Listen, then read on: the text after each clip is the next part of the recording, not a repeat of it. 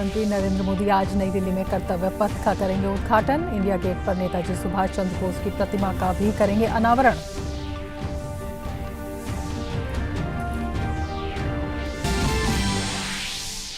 प्रधानमंत्री नरेंद्र मोदी ने video conferencing के माध्यम से गुजरात के सूरत में सरकार के विभिन्न योजनाओं के लाभार्थियों के साथ किया संवाद।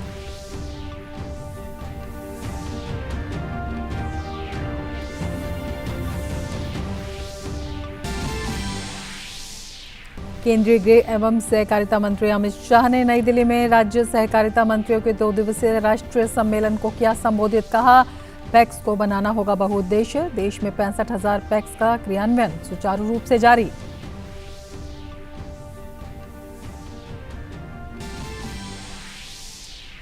भारत और जापान के बीच 2+2 मंत्री स्तरीय बैठक टोक्यो में संपन्न। रक्षा मंत्री राजनाथ सिंह और विदेश मंत्री डॉक्टर एस जयशंकर ने किया भारत का प्रतिनिधित्व। जयशंकर ने बैठक को बताया उत्साहपूर्ण और परिणामकारी। बिहार में पटना टेरर मॉड्यूल से जुड़े मामले में राष्ट्रीय जांच एजेंसी की बड़ी कार्रवाई। राज्य में 32 जगहों पर मारे जा रहे हैं छापे। अररिया से लेकर दरभंगा तक धरपकड़ जारी।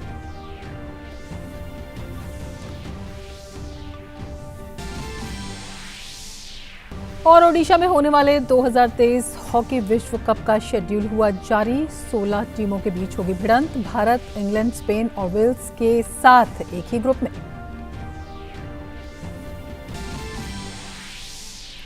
ओलंपिक चैंपियन भाला फेंक एथलीट नीरज चोपड़ा आज ज्यूरिख में डायमंड लीग फाइनल्स में लेंगे भाग। लुसान में हाल में हुए डायमंड लीग में जीता था खिताब।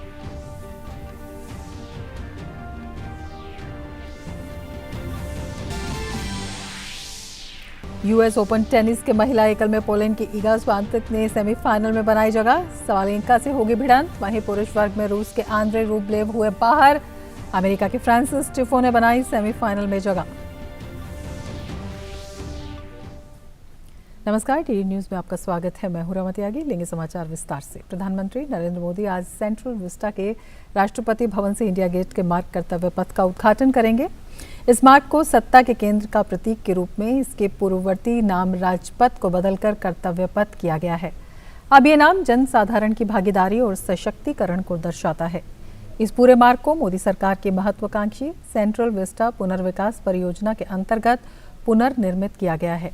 पिछले कुछ वर्षों के दौरान इस मार्ग और इसके आसपास के सेंट्रल विस्टा एवेन्यू के क्षेत्र में वाहनों की बढ़ती संख्या से काफी दबाव बढ़ा है और इससे बुनियादी ढांचे पर असर पड़ा है। इस क्षेत्र में जन शौचालय, पीने का पानी, लोगों के बैठने के लिए सीट और वाहनों की समुचित पार्किंग व्यवस्था जैसी बुनियादी सुविधाओं का अभाव था।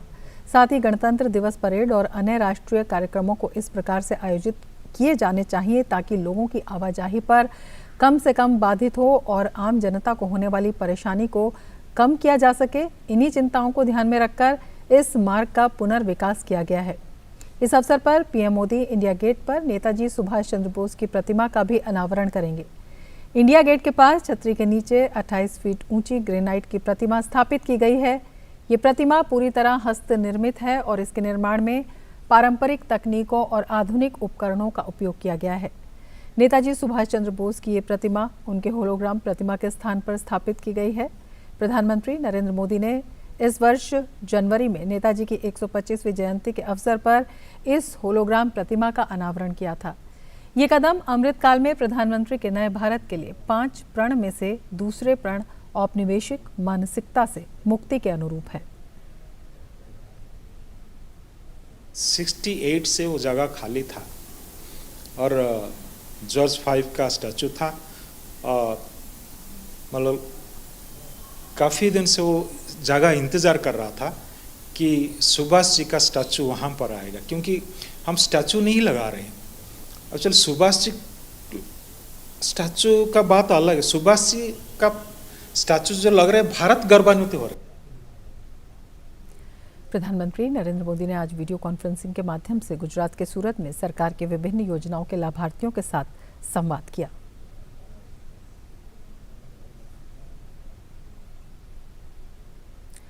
अपने संबोधन में प्रधानमंत्री नरेंद्र मोदी ने कहा, सूरत के रग-रग में एकता का भाव है। सूरत की एकजुटता के आगे कोई भी चुनौती टिक नहीं पाई है। लाल किले से मैंने जिन पंच प्राणों की बात की थी, उनमें से एकता का 5 प्राण, जो मेरा 5वां प्राण था, जिसके मैंने उल्लेख किया था, देश की एकता, आज सूरत के अंदर हम देखेंगे, सूरत के रग रग में एकता का भाव है। और इसलिए सूरत का मेरे हृदय में बहुत विशेष स्थान भी रहा है। भाई और बहनों, बाढ़ और महामारियों ने अनेक बार सूरत की परीक्षा ली है, लेकिन सूरत में एकजुटता के आगे कोई भी चुनौती टिक नहीं पाई है। प्रधानमंत्री नरेंद्र मोदी ने कहा कि सूरत ने मुझे जितना सहयोग और आशीर्वाद दिया है, मैं उसे कभी भूल नहीं सकता। जब बरसों पहले तापी में बाढ़ आई थी तो मैंने युवाओं से मिलकर सूरत को फिर से संवारने का आग्रह किया था। देखते ही देखते सूरत के युवा सड़कों पर निकल पड़े थे। महामारियों के नाम पर सूरत के विरुद्ध अपप्रचार की कोशिशों को भी हमने मिलकर नाकाम किया है। सूरत ने मुझे जितना सहयोग और आशीर्वाद दिया है, उसे मैं कभी नहीं भूल सकता। मुझे याद है, जब बरसों पहले तापी में बाढ़ आई थी तो मैंने युवाओं को में से मिलकर सूरत को फिर से संवारने का आग्रह किया था। देखते ही देखते सूरत के युवा सड़कों पर निकल पड़े थे। उन्होंने साफ सफाई का जिम्मा अपने ऊपर ले लिया था। यहां तक कि सड़कों पर जो जिब्रा क्रॉसिंग के पेंटिंग करना होता है, उस काम को भी हमारे सारे नौजवानों ने रातों रात पूरा कर दिया था। प्रधानमंत्री नरेंद्र मोदी ने कहा कि देश के करोड़ों छोटे किसानों का कदम कदम पर साथ देना हमारी सरकार की प्राथमिकता है। देश के करोड़ों छोटे किसानों का कदम कदम पर साथ देना, ये हमारी सरकार की प्राथमिकता है। पीएम किसान सम्मान निधि ऐसा ही एक प्रयास है। इस योजना के तहत अब तक देश भर के किसानों के बैंक खातों में लगभग 2 लाख करोड़ रुपए सीधे ट्रांसफर किए जा चुके हैं। गुजरात के भी 60 लाख से अधिक किसान परिवारों को भी इसका लाभ मिला है। प्रधानमंत्री नरेंद्र मोदी ने कहा कि आज पूरे गुजरात में मल्टी स्पेशलिटी अस्पतालों का सशक्त नेटवर्क तैयार हुआ है। बेहतर स्वास्थ्य बेहतर भविष्य का मार्ग बताता है। इसी सोच के साथ बीते वर्षों में हमने हेल्थ इंफ्रास्ट्रक्चर के साथ साथ जन जागरूकता पर, बीमारियों से बचाव पर, बीमारियों को गंभीर होने से रोकने पर विशेष बल दिया है। आज पूरे गुजरात में भी मल्टी स्पेशलिटी अस्पतालों का सशक्त नेटवर्क तैयार हुआ है। बुलेटिन में फिलहाल लेते हैं एक ब्रेक। आप देखते रहिए DD news. An enchanting landscape, a myriad of adventures, an insight into spirituality, a glimpse of history. Experience the diversity. Ladakh Tourism. Discover yourself. लहलहाती फसल, भरे पूरे खेत खलिहान, हर किसान का बस यही अरमान। लेकिन प्रकृति पर किसका जोर? कभी बारिश, कभी बिजली, कभी ओला, कभी सूखा, तो कभी कीट पतंग का प्रकोप कर दे नुकसान कमर तोड़। भैया खेती में तो जोखम रहता ही है, अब क्या करें? अब प्रकृति का कोनो उपाय है का? प्रकृति का तो नहीं, मगर नुकसान का उपाय है। अच्छा? हाँ, AIC से फसल बीमा। फसल बीमा? मतलब मामूली सा प्रीमियम दो और बड़ी चिंता से मुक्ति पाओ। अरे वाह! AIC से अपनी जरूरत अनुसार कोई फसल बीमा चुने, जैसे प्रधानमंत्री फसल बीमा योजना। बुआई से लेके कटाई तक प्राकृतिक आपदा से सुरक्षित रहे किसान। भरपाई हो पूरी अगर फसल का हो नुकसान, जब AIC का है साथ तो ना डर ना फिक्र की बात। Agriculture insurance company of India limited. AIC।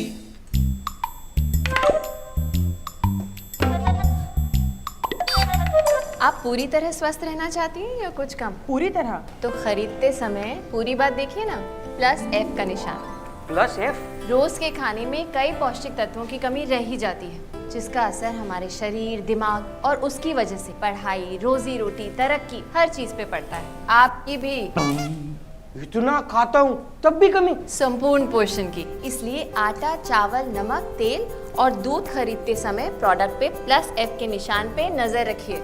इनमें विटामिन और आयरन जैसे तत्व नियमित और बारीक मात्रा में डाले जाते हैं, इसलिए देखने, पकाने के तरीके और स्वाद में कोई फर्क ही नहीं। कोई फर्क ही नहीं है तो डालते ही क्यों है? सिर्फ एक चीज पे बहुत फर्क पड़ता है, सेहत पे। Better nutrition for a better life. Start using products with +F logo from today.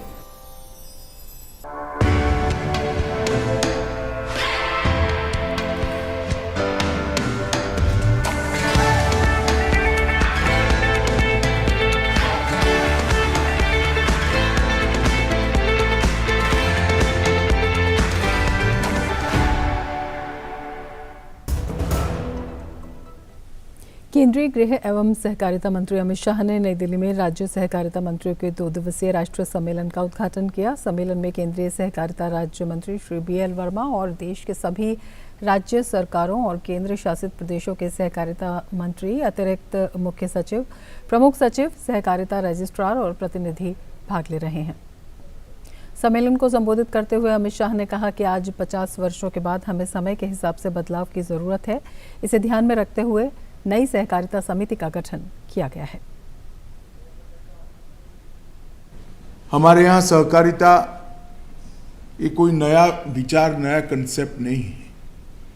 125 साल पुराना हमारे यहाँ ये विचार भी है, गतिविधि भी है, संस्कार भी है। परंतु कोई भी गतिविधि हो, अगर 50 साल के बाद उसके समय के अनुकूल हम बदलाव नहीं लाते हैं तो धीरे धीरे वो गतिविधि कालबाह्य हो जाती है। इसलिए सर्वांगीण विकास विचार करने के लिए एक सहकारिता नीति को तैयार करने के लिए एक समिति बनाया गया है। सभी राज्यों का उसमें प्रतिनिधित्व है और हमारे देश के पूर्व उद्योग मंत्री और सहकारिता क्षेत्र में जिन्होंने बहुत बड़ा काम किया है, ऐसे सुरेश प्रभु जी को उसका अध्यक्ष बनाया है और उनकी अध्यक्षता में आप सभी से सार्थक चर्चा कर इस सहकारी नीति के दस्तावेज को हम फाइनलाइज करेंगे। अमित शाह ने कहा कि केंद्र सरकार नाफेड में बदलाव करने जा रही है, जिससे उसका लाभ ज़्यादा से ज़्यादा लोगों को मिल पाए। साथ ही उन्होंने कहा कि हम जल्द ही एक सहकारिता विश्वविद्यालय का गठन करेंगे, जिसमें हमें अच्छे कौशल युक्त छात्र मिल सकें। नाफेड प्रोएक्टिव होकर स्टेट के मार्केटिंग फेडरेशन के साथ रहकर पैक्स को सक्रिय रूप से मार्केटिंग में जोड़ेगा और जो मार्केटिंग का पूरा मुनाफा है अंततोगत्वा नाफेड स्टेट के फेडरेशन, डिस्ट्रिक्ट फेडरेशन के माध्यम से पैक्स में पहुंचे, ऐसी ट्रांसपेरेंट व्यवस्था हम करने जा रहे हैं। हमने तय किया है कि एक कोऑपरेटिव यूनिवर्सिटी बनाई जाएगी और राज्य के संघ के सहकारी संघ के तत्वाधान में हर राज्य में इसकी एक एफिलेटेड कॉलेज भी खोलेंगे। दुनिया भर में ऑर्गेनिक प्रोडक्ट का मांग है, मगर हमारे यहाँ सर्टिफिकेशन की व्यवस्था नहीं है। ये प्रोडक्ट जो प्राकृतिक ऑर्गेनिक के नाम से बिक रहा है वो ऑर्गेनिक है या नहीं है, इसकी विश्वसनीय सर्टिफिकेशन की व्यवस्था नहीं है। इसके मार्केटिंग भी की भी व्यवस्था नहीं है, इसकी एक्सपोर्ट की भी व्यवस्था नहीं है। तो अमूल के नेतृत्व में हम ऑर्गेनिक प्रोडक्ट को सर्टिफाइड करने का और उसके मार्केटिंग करने की एक कोऑपरेटिव बनाने जा रहे हैं, जो मल्टी स्टेट कोऑपरेटिव होंगी, जिसमें सब स्टेट को हम जोड़ेंगे। तो आधुनिक और गतिशील राष्ट्रों के रूप में भारत और जापान के बीच कई दशकों से ऐतिहासिक संबंध रहे हैं। दोनों देशों के बीच द्विपक्षीय संबंधों का लंबा इतिहास रहा है और इसी कड़ी में आपसी रिश्तों की डोर को मजबूत करती है भारत जापान 2+2 मंत्री स्तरीय वार्ता। रक्षा मंत्री राजनाथ सिंह और विदेश मंत्री डॉक्टर एस जयशंकर ने टोक्यो में अपने जापानी समकक्षों के साथ दूसरी भारत जापान 2+2 मंत्री स्तरीय वार्ता में हिस्सा लिया। वहीं जापानी पक्ष का प्रतिनिधित्व रक्षा मंत्री यासुकाजु हमदा और विदेश मामलों के मंत्री योशिमासा हायाशी ने किया। बैठक के बाद संयुक्त संवाददाता सम्मेलन को संबोधित करते हुए रक्षा मंत्री राजनाथ सिंह ने कहा कि उद्घाटन लड़ाकू अभ्यास के शीघ्र आयोजन से दोनों देशों की वायुसेनाओं के बीच अधिक सहयोग और अंतर परिचालन का मार्ग प्रशस्त होगा। उन्होंने साथ ही जोर देते हुए कहा कि भारत और जापान के बीच रक्षा उपकरण और तकनीकी सहयोग को बढ़ाना हमारी प्राथमिकता है। उन्होंने साथ ही जापानी रक्षा कंपनियों को भारतीय रक्षा गलियारों में निवेश के लिए भी आमंत्रित किया। We are happy to note that our air forces were working closely for early conduct of the inaugural Air Force fighter exercise. Enhancing the defense equipment and technological cooperation between India and Japan is one of our key priority areas. In our meeting today, I had the opportunity to propose engagements in emerging and critical technological domains. वहीं विदेश मंत्री ने दोनों देशों के बीच संबंधों की प्रगति पर संतोष जताते हुए कहा कि इस अहम बैठक में विभिन्न मुद्दों पर चर्चा की गई। साथ ही उन्होंने कहा कि दोनों पक्षों ने हिंद प्रशांत क्षेत्र में साझा हितों पर जोर दिया है। Our foreign policy coordination is essential to realize the full benefits of the substantial convergence in our interests and outlook. They obviously concentrate on the Indo-Pacific, but extend to many other regional, global and multilateral platforms as well. The exchange of views on the crucial situations facing the international community today was particularly useful. DRDO के वैज्ञानिकों और भारतीय सेना ने आज सतह से हवा में मार करने वाली क्विक रिएक्शन मिसाइल प्रणाली का छठा सफल परीक्षण किया। परीक्षण के दौरान मिसाइल ने सटीक निशाना लगाने के साथ टारगेट को तय समय में मार गिराया। DRDO ने QRSM मिसाइल का परीक्षण ओडिशा के चांदीपुर रेंज में किया। ये मिसाइल रेंज में आने वाले दुश्मन की मिसाइलों, विमानों, हेलीकॉप्टरों और ड्रोन्स को नष्ट कर सकता है।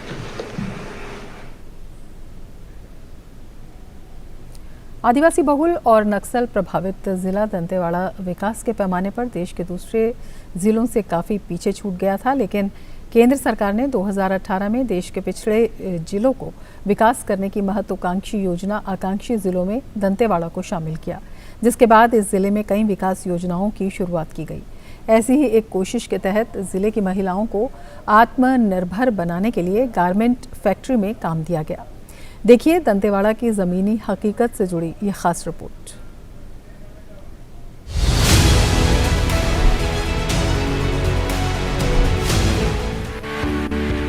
बस्तर संभाग के आदिवासी बहुल एवं नक्सल प्रभावित जिले दंतेवाड़ा की महिलाएं अपनी मेहनत और लगन से आत्मनिर्भरता की दिशा में बढ़ रही हैं। साथ ही दूसरों के लिए प्रेरणा का स्रोत भी बन रही है।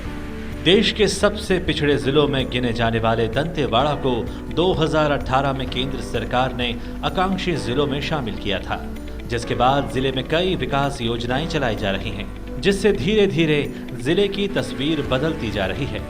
जनवरी 2021 में जिले में इंडेक्स नवा गारमेंट फैक्ट्री की नींव रखी गई। इसके बाद जिले की महिलाओं ने अपनी मेहनत और लगन से अब तक 11 लाख कपड़ों का निर्माण कर 66 करोड़ का व्यवसाय किया। यहाँ कार्यरत महिलाओं को पहले 45 दिन का निःशुल्क प्रशिक्षण दिया जाता है। इसके बाद उन्हें काम दे दिया जाता है, जिससे अपनी योग्यता अनुसार उन्हें 7 से 12 हजार रुपए की आमदनी प्रतिमाह होती है। रोजगार मिलने से महिलाएं काफी खुश हैं। अभी मैं यहाँ पे 7 से 8 हजार कमा लेती हूँ। इससे पूरा मेरा घर खर्च हो जाता है। महीने में 5,500 मिल जाता है तो घर का भी और मेरा भी खर्चा निकल जाता है। मैं पहले मजदूरी का काम करती थी। नवा दंतेवाड़ा गारमेंट फैक्ट्री में मुझे सिलाई का ट्रेनिंग दिया गया और उसके बाद मुझे काम मिला। मैं पिछले 1.5 साल से यहाँ पे काम कर रही हूँ और इससे मुझे हर महीने 7,000 की सैलरी मिलती है और इससे मैं अपने खुद का और अपने परिवार वालों का मदद करती हूँ। मुझे 7,500 मंथली मिलता है, उससे मेरे घर की हेल्प हो जाती है और मैं उससे अपने कॉलेज की पढ़ाई भी कंप्लीट कर रही हूँ। नवा गारमेंट फैक्ट्री डेनेक्स की मैनेजर के मुताबिक इस फैक्ट्री की स्थापना महिलाओं को आत्मनिर्भर बनाने और रोजगार प्रदान करने के लिए की गई थी। महिलाओं को रोजगार देने के लिए डेनेक्स नवा दंतेवाड़ा गारमेंट फैक्ट्री की स्थापना की गई थी और अब तक यहाँ पर लगभग 11 लाख कपड़े बनकर तैयार किए जा चुके हैं। महिलाएं यहाँ पर आकर काफ़ी खुश होती हैं, उन्हें रोज़गार मिलता है। यहाँ पर उनकी सैलरी लगभग 7 से 11 हज़ार रुपये बनती है। दंतेवाड़ा डिप्टी कलेक्टर के मुताबिक महिलाओं को स्थानीय स्तर पर रोजगार उपलब्ध कराया जा रहा है। यहाँ वर्तमान में 750 महिलाएं काम कर रही हैं, जिनमें नक्सल पीड़ित महिलाएं भी शामिल हैं। डेनिक्स नवा दंतेवाड़ा गारमेंट फैक्ट्री जो महिला सशक्तिकरण के उद्देश्य से स्थापित किया गया है, जहां 750 महिलाएं, जिसमें नक्सल पीड़ित महिलाएं भी शामिल हैं, अपने परिवार की आर्थिक स्थिति को भी सशक्त और सुदृढ़ कर रही हैं, क्योंकि इसमें 6,000 से 12,000 मासिक वो आराम से कमा लेती हैं और निश्चय ही आगे जाके महिला सशक्तिकरण के लिए एक बहुत अच्छा प्लेटफॉर्म साबित होंगी। हाल ही में यहाँ की महिलाओं ने 11,000 मीटर की चुनरी बनाकर मां दंतेश्वरी को अर्पित कर अपना नाम गोल्डन बुक ऑफ रिकॉर्ड्स में दर्ज कराया। नक्सल प्रभावित जिले दंतेवाड़ा में महिलाएं अब आर्थिक रूप से सक्षम बन रही हैं। उम्मीद की जा सकती है कि ये महिलाएं इस पिछड़े क्षेत्र में परिवर्तन की वाहक बनेंगी और जिले को तरक्की की राह पर आगे ले जाएंगी। Bureau report, DD news.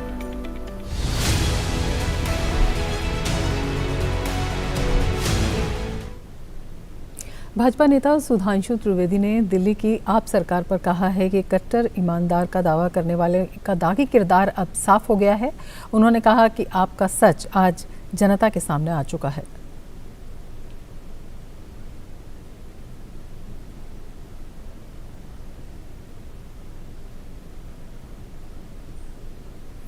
Delhi विधानसभा में विश्वास मत के नाम पर जो अवांछित अनावश्यक प्रपंच किया गया, यद्यपि वो विधायकों को बाहर रख के किया गया, उसके बाद भी विश्वास का संकट दिल्ली में उत्तरोत्तर गहराता जा रहा है।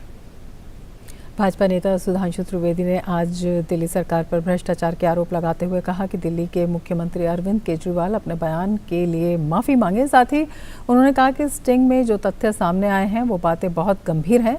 हम इस मामले की सीबीआई जांच की मांग करते हैं।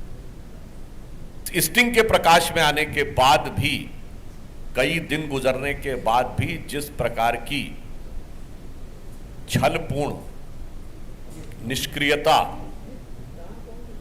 दिल्ली सरकार में दिखाई पड़ रही है, वो बहुत संदेह उत्पन्न करती है कि इस विषय को सही ढंग से कभी जांच वो नहीं होने देंगे। इसलिए सीबीआई को पत्र लिखने का निर्णय लिया है कि सीबीआई इस विषय का शीघ्र संज्ञान ले और इस पर उपयुक्त विधायी यानी वैधानिक और उपयुक्त जांच की कार्रवाई करे। उधर दिल्ली बीजेपी के लीगल सेल से जुड़े वकीलों ने आज आईटीओ से आम आदमी पार्टी के दफ्तर तक प्रदर्शन किया। वकील दिल्ली सीएम अरविंद केजरीवाल और उप मुख्यमंत्री मनीष सिसोदिया की बर्खास्तगी की मांग कर रहे हैं। दिल्ली बीजेपी राजधानी में शराब घोटाले को लेकर लगातार केजरीवाल सरकार पर निशाना साध रही है। मनीष सिसोदिया के खिलाफ बीजेपी का लगातार प्रदर्शन जारी है और दिल्ली बीजेपी के नेता, अलग अलग विंग के कार्यकर्ता मनीष सिसोदिया की बर्खास्तगी की मांग को लेकर दिल्ली में धरना प्रदर्शन कर रहे हैं। आज दिल्ली के जो अधिवक्ता विंग है बीजेपी के, वो प्रदर्शन कर रहा है। जिस स्टिंग ऑपरेशन में एक्यूज नंबर 13 के पिताजी की वीडियो रिकॉर्डिंग सामने आई, उसमें यह साफ क्लियर है कि 1836 करोड़ रुपए जो राजस्व आया, उसमें से 918 करोड़ रुपए ब्लैक के आम आदमी पार्टी के कार्यालय पर पहुंचे। और उस आदमी ने साफ ये कहा कि इन्होंने कहा है जब 12% के हिसाब से तुम्हारा जो कमीशन बनेगा उसका 6% ब्लैक मनी में करके हमें अगले दिन वहां पहुंचाना होगा। इतने बड़े स्टिंग ऑपरेशन के बाद भी क्या केजरीवाल जी अपने उप मुख्यमंत्री की कमाई में इतने लालची हो गए हैं कि दिल्ली के भविष्य के साथ खेलने पे मजबूर हैं? यही केजरीवाल थे जिनको वकीलों ने ही गद्दी पे बिठाया था। इन्होंने वकीलों से भी झूठ बोला और झूठ की राजनीति की। और आज फिर अभी जो हमारे साथी ने बताया आपको परसेंटेज की बात, ये केजरीवाल कहते थे मोबाइल से रिकॉर्डिंग कर लेना, स्टिंग कर लेना। जब अपना स्टिंग हुआ तो इनको साफ सूंघ गया है, शर्म नहीं आ रही बिल्कुल। इन्हीं का फार्मूला है जो जनता को सिखाया था। दारू का ठेका के लिए इन लोगों ने रिश्वत ली और ये तो सबसे बड़ा विडंबना है। जिन लोगों ने भरोसा किया उन्हीं लोगों को ही चीट किया इन लोगों ने। इस तरह से आप देखिए तमाम जो अधिवक्ता विंग के जो लोग हैं, वकील हैं, वो दिल्ली में प्रदर्शन कर रहे हैं मनीष सिसोदिया की बर्खास्तगी की मांग को लेकर। अरविंद केजरीवाल से कह रहे हैं कि उन्होंने ही कहा था कि जब कोई स्टिंग आएगा तो वो कार्रवाई करेंगे, और अब जब इतना बड़ा स्टिंग आया है, तथ्य सामने आया है, तब आखिर मनीष सिसोदिया के खिलाफ कार्रवाई क्यों नहीं की जा रही, उन्हें बर्खास्त क्यों नहीं किया जा रहा। कैमरामैन गोपाल के साथ Shailendra Mishra, DD news, Delhi. Supreme court सोमवार यानी 12 सितंबर को नागरिकता संशोधन अधिनियम CAA 2019 को चुनौती देने वाली याचिकाओं पर सुनवाई करेगा। भारत के मुख्य न्यायाधीश UU ललित और न्यायमूर्ति S रविंद्र भट्ट की पीठ CAA को चुनौती देने वाली कम से कम 220 याचिकाओं पर सुनवाई करेगी।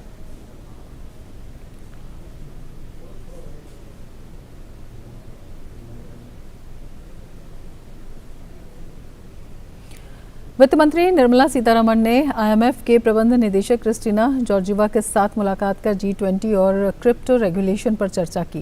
गौरतलब है कि भारत G20 का अगला प्रेसिडेंट बनने जा रहा है और वित्त मंत्री ने IMF से इस बारे में सपोर्ट मांगा है। वित्त मंत्री ने IMF चीफ से दुनिया के सामने आर्थिक चुनौतियों पर चर्चा की और संकट से जूझते वैश्विक आर्थिक परिदृश्य और भू राजनीतिक स्थितियों को लेकर अपनी चिंता व्यक्त की। दोनों नेताओं ने दुनिया भर में खाद्य पदार्थों और ऊर्जा की बढ़ती कीमतों की वजह से कम विकसित देशों पर पड़ रहे प्रभावों पर चर्चा की। वित्त मंत्री ने सभी की ऊर्जा सुरक्षा सुनिश्चित करने पर जोर दिया। क्रिप्टो करेंसी को लेकर भी दोनों नेताओं ने वैश्विक सहयोग की जरूरत पर बल दिया और वित्त मंत्री ने कहा कि IMF को इस पर पहल करनी चाहिए। IMF चीफ ने कहा कि तमाम वैश्विक चुनौतियों के बावजूद भारत अब भी एक विकास के लिए आकर्षक जगह बना हुआ है। इसके साथ ही इस बुलेटिन में फिलहाल इतना ही। नमस्कार।